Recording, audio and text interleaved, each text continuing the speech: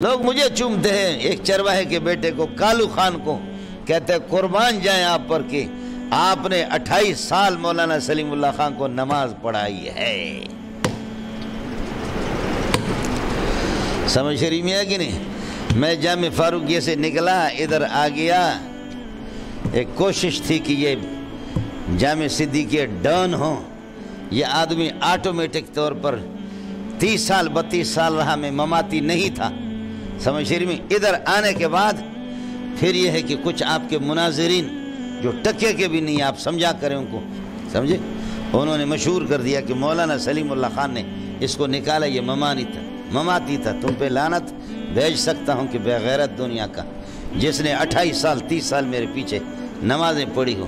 میں پاگلوں کی طرح جھوم جھوم کر کے قرآن پڑھتا تھا مجھ سے، سمجھ شریف میں ہے کہ نہیں؟ جھوم جھوم کر کے، اور اس نے بھی حضرت جی کے الفاظ تھے، مہمانوں کو کہتا تھا کہ ہمارے جامع فاروقیہ میں 2 سال سے زیادہ کوئی امام ٹکتا نہیں ہے، اور ہم کسی کو چھوڑتے بھی نہیں ہیں، امام پکڑے جاتے ہیں، اور یہ ہے کہ اللہ آپ کا بھلا کریے کہ ہم امام کو بہرحال نکال دیتے ہیں، پابندی نہیں کرتا، کچھ بھی نہیں کرتا، کوئی سلسلہ ہوتا ہے ہم نکال دیتے، تھک جاتے امام سے۔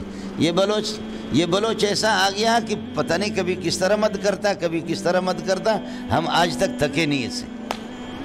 جی ہاں، پاگلوں کی طرح آدھا پارا فجر کی نماز میں پڑھتا تھا، بول صاحب آدھا پارا پڑھتا تھا۔ کھڑے ہونے والا بھی شیخ الحدیث رئیس المحدثین مولانا سلیم اللہ خان تھے۔